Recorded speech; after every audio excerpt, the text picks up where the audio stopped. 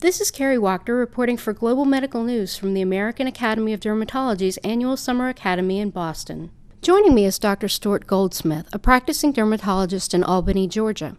Dr. Goldsmith gave a talk suggesting that the 6 mm diameter cutoff, the D in the ABCDE melanoma criteria, may miss some early melanomas.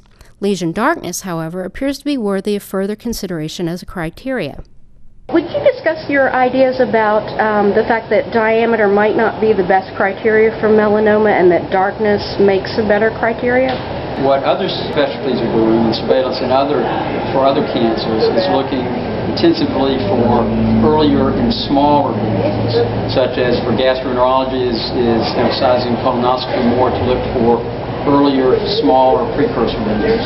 Breast cancer, digital technology to look for earlier, smaller breast lesions.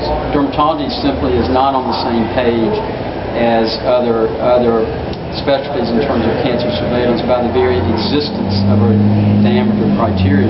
Even though it's recognized that all melanomas start as single cells or possibly a few cells, and so even microscopically they're already cancers, we're not even telling patients to do that. And again, if we were doing okay, then it wouldn't matter. The fact is we're not doing as well as we want to for our patients, because more Americans are dying every year of cancer. So first of melanoma.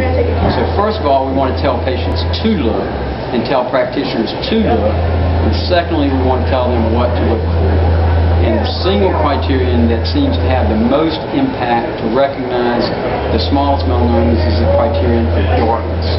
So the single change of changing the D from diameter to dark would accomplish both goals. One, we would not deter recognition of smaller lesions.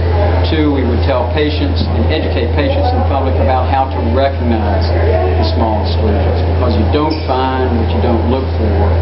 And the message of the diameter criterion, which is an inappropriate, counterproductive message, is that melanomas are not, quote, that melanomas are, quote, the size of a pencil eraser. The fact that patients would monitor for smaller lesions and start the process of getting into the doctor to get a lesion check as early as possible would hopefully avoid what could end up being a critical delay in recognition of a melanoma.